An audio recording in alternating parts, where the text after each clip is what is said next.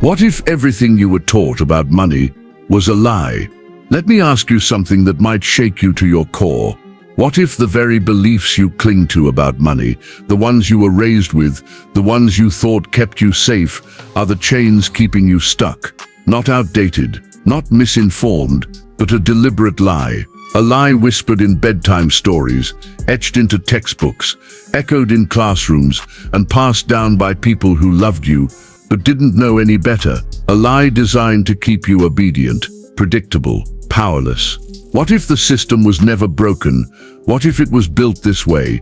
And what if breaking free isn't about working harder, saving more, or following the rules, but about unlearning everything you thought was true? Stay with me, because once you see it, you can't unsee it. And once you're free, you'll never go back. You see, from the moment we're old enough to hold a pencil, we're handed a script, one we're expected to follow without question. Go to school, get good grades, find a stable job, work hard, save money, buy a house, and one day, if you're lucky, you'll retire and finally enjoy life. Sounds familiar? Now pause for a moment and really think, is it working? How's that plan panning out for the people around you?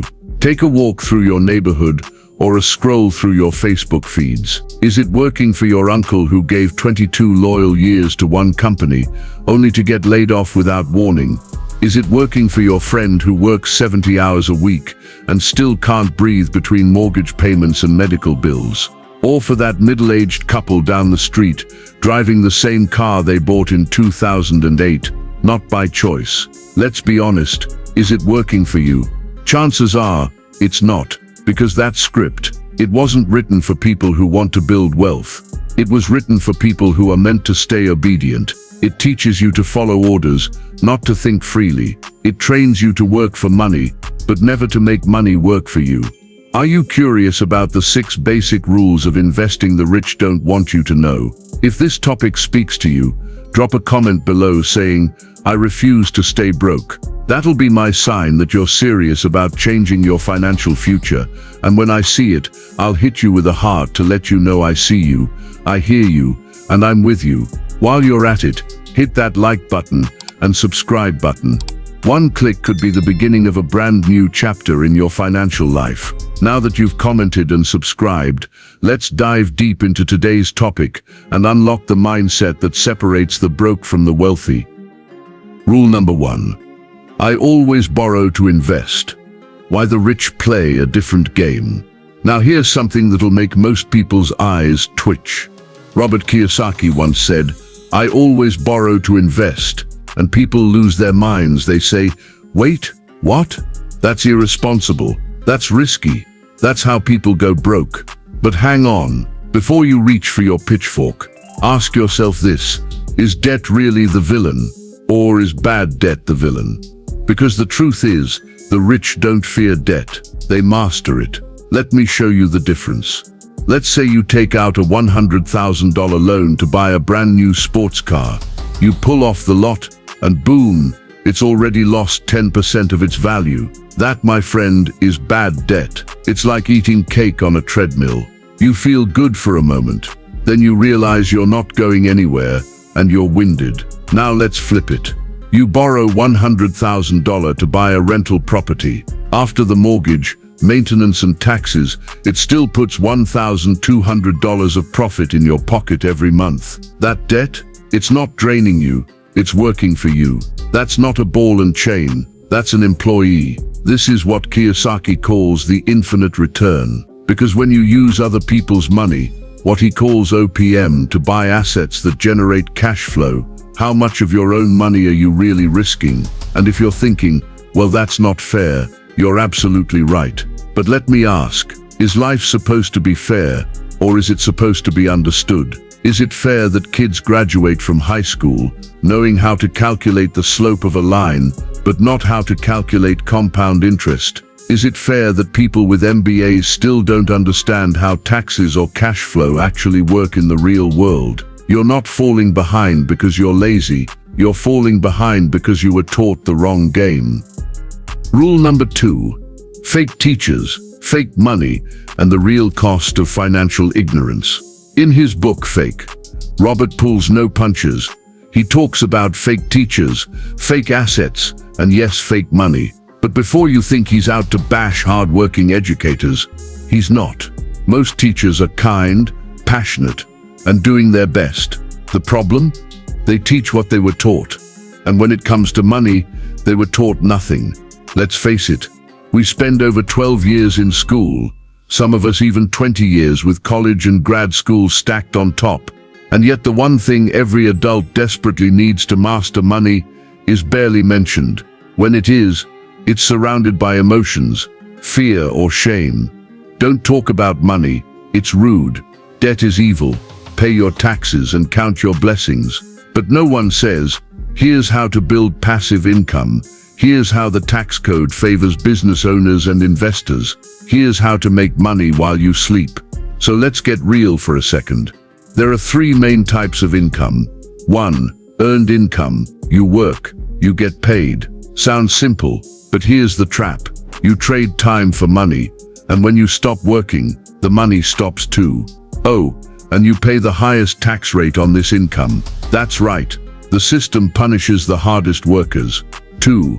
Portfolio income. This is capital gains, profit from buying low, selling high. Think stocks, real estate flips, or crypto, which is for the brave. It can be powerful, but it's risky. It's taxed. It's not guaranteed. It's more of a hustle than a system. 3. Passive income. Now this is the holy grail. Money that comes in whether you're awake or asleep. Rental properties, royalties, business systems, online assets. It's taxed less, and it builds freedom. And here's the kicker. The rich focus on passive income, period. That's why when someone says tax the rich, it often misses the mark. You can't tax someone who doesn't earn money the traditional way. They don't work for money. They own assets, and assets don't punch a clock or file a W-2. They're playing chess, while the rest of us are stuck playing checkers. Rule number 3. 1971. The year money became debt and no one told you. Here's a history lesson you didn't get in school. In 1971, President Nixon took the US dollar off the gold standard. Up until that moment, every dollar was backed by actual gold. It had value. It was real. After 1971, that dollar became an IOU, literally debt. And from that moment on, the US government and every other government could print money out of thin air, and they do. All the time. What happens every time they print more? The value of your money goes down. It's called inflation. And it's not an accident. It's part of the design. So when grandma tells you to save your money, she's giving advice that made sense in 1950. But today, saving cash is like pouring water into a bucket with a hole in the bottom. So, what should you do? Here's the truth. Robert doesn't say everyone should borrow money to invest. That's like giving a chainsaw to someone who's never chopped wood. But if you're willing to learn, if you're ready to stop working harder and start thinking smarter, if you're open to unlearning the script and writing your own, then financial education isn't just an option. It's your only shot at freedom. Not college textbooks, not TikTok gurus. I'm talking about real financial education. Study taxes, study cash flow, study debt, study investments. Is it hard? Sure. But so is being broke. So is working 40 years and retiring on 40% of what was never enough to begin with. The game has changed. Why are you still playing by the old rules? If the game is rigged, if the system was never built to make you rich, if the dollar you're earning is losing value while you sleep, why are you still playing the old game? Would you board a sinking ship just because everyone else is on it? Or would you finally learn how to swim? Because that's what financial education is. It's not a shortcut. It's not a hack. It's a life raft. And once you see it, really see it, you'll never look at money the same way again. Stop chasing money. Start chasing knowledge. Because when you learn what the rich learn, you realize it was never about how hard you work. It was always about how smart you think. And the best part? You're still early enough to change your story. If this woke something up inside you, comment, "I will be the first billionaire in my family." Let the world know you're playing a new game. One with better rules, smarter moves, and your freedom at the finish line. And if you've made it this far, You're clearly serious about your future. Click that like button, subscribe, help us reach 10,000 subscribers. Because when we learn together, we rise together. Let's build wealth, not just for now, but for generations. Rule number 4.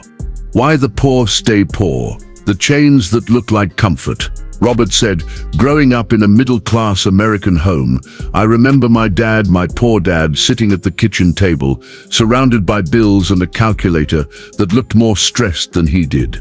He was a good man, smart, educated, worked for the school system for over 30 years. Always told me, get a degree, son, find a stable job, buy a house, pay your bills on time. That's how you succeed in America. And for a while I believed it. Why wouldn't I? It was the same story every adult around me repeated like gospel. But then I met my rich dad, my best friend's father. No fancy degrees, no corporate job, but he owned businesses, real estate, and had time to go on vacations in the middle of the week. He looked at life differently. One afternoon, as I bragged about my college acceptance letter and my plan to work for a Fortune 500 company, he smiled and asked, "So, you're excited to spend 40 years building someone else's dream?" I laughed nervously, but deep down, I felt it, the sting of truth. Let me take you on a quick journey. Picture two friends, Emma and Lisa. Both work decent jobs, earn about the same, live in the same city. Every morning, they meet up at their favorite coffee shop. Lattes, pastries, a little gossip before the grind. It's their daily ritual, comfortable, familiar, feels like success. Emma loves her routine. She says, I work hard, I deserve this. And honestly, she's not wrong. She's responsible, pays her bills, drives a nice car, upgraded her apartment, has the latest phone. She looks like she's doing great. Lisa, on the other hand, quietly made a different choice. She still enjoys coffee, but instead of buying it daily, she bought a small espresso machine. Instead of upgrading her apartment, she rented out the spare bedroom on Airbnb. Instead of buying a new phone, she put that money into a high-yield savings account and used it to take a short course on real estate investing. Fast forward a year, Emma is still sipping $7 lattes, complaining about how expensive everything is. Lisa, she just closed on her first rental property, and now her Airbnb income pays her rent. The difference, not income, not intelligence, it was mindset. We're told the American dream is about looking successful, nice apartment, stylish clothes, eating out, enjoying life.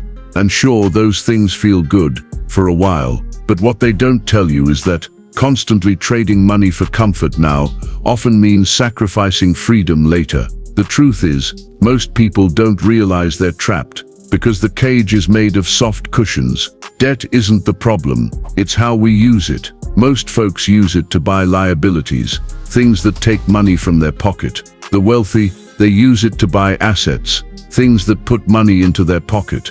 We stay poor when we believe money is for spending instead of growing. So here's the question. Do you want comfort now and struggle later? Or are you willing to sacrifice a little comfort now to buy your freedom later? Because in the end, wealth isn't built on what you earn, it's built on what you choose to do with what you earn. And sometimes, skipping the daily latte isn't just about saving $7, it's about choosing a $700,000 future. Comment this to lock it in. The poor use debt to buy things that lose value. The rich use debt to invest in things that grow in value. Seriously, type it out. Understanding this shift is how you stop staying stuck and start building real wealth. When I see your comment, I'll know you're thinking different, and I'll drop you a heart. Number 5. Assets versus income. The shift that changed my life. Let's talk about this hustle culture for a second. We've glorified the grind. Sleep less, work more. You're working so hard you need a second side hustle just to support the first. And somehow waking up at 4 a.m. has become something to brag about, like it's a badge of honor. I did that too, until one day, after buying a couple of rental properties, something clicked. I realized my assets were working harder than I was, while I slept, while I took a walk, even while I made a sandwich. Assets don't take sick days, They don't need coffee. They don't call in tired. They just keep working. And that, my friends, is when the game changed. When you stop chasing income and start collecting assets, you stop surviving and start thriving. But here's where we get stuck. The American school system, with all its good intentions, teaches one thing really well: how to become an employee. Memorize facts, follow instructions, get graded, get hired, and most of all, don't make mistakes. But life is a game of calculated risks. Does your high school diploma explain what a balance sheet is? Did your college professor teach you about cash flow? Or were you just taught how to write a resume? Let me say this: a financial statement is more important than your resume. Because while a resume tells an employer what you did, a financial statement tells an investor what you understand. Robert said, "When my wife Kim and I studied accounting together, I wasn't checking her math skills, I was testing her mindset. Could she speak the language of money? If you want to be rich, you need to speak that language too." Rule number 6. The cash flow game versus Monopoly. The game that teaches reality. We've all played Monopoly. Buy properties, collect rent, go bankrupt, trying to keep Boardwalk with a hotel. But here's what Rich Dad did. He said, "Now let's add a financial statement to that game." That's how the cash flow game was born. In Monopoly, you win when everyone else loses. In cash flow, you win when you escape the rat race. You stop saying, "How can I get a paycheck?" and start asking, "How can I build a pipeline that pays me for life?" That game taught me more about wealth than 4 years of business school. No joke. So here's a challenge. Next time you want to improve your financial life, don't open another budgeting app. Open your mind. Now pause. Look in the mirror. Let's end with the most important question of all. Where is your head at? Are you chasing income or building assets? Are you running from risk or learning how to manage it? Are you depending on your job or designing your own financial blueprint? Here's the truth. The system wasn't built to make you rich. It was built to keep you comfortable, just long enough that you stop asking why you're still tired, broke, and scared. But here's the good news. You are the wild card. You are the variable that changes everything. So stop blaming the government. Stop waiting for your boss to give you a raise. Stop trusting Wall Street to rescue your future. Stop hoping your 401k will save you. Look in the mirror, because that's where the real journey begins. The richest people on earth are not those who save the most, but those who think the most. If this message hits home, if you felt even a little light bulb go off in your head, comment below with "I watched till the very end," so I know you're serious about changing your future. When I see you comment, I will make sure I give you a heart. And if you want to keep growing, learning, and building the mindset of the financially free, don't forget to like this video, subscribe to the channel, and turn on the notification bell so you never miss a golden nugget of wisdom. This isn't just content, it's a movement. Your support helps us bring these life-changing ideas to more people just like you. We love doing this, and we do it for you, the real money makers. Until next time, keep learning, keep thinking, and never forget, wealth doesn't start in your bank account, it starts in your mind. Thank you, we appreciate you.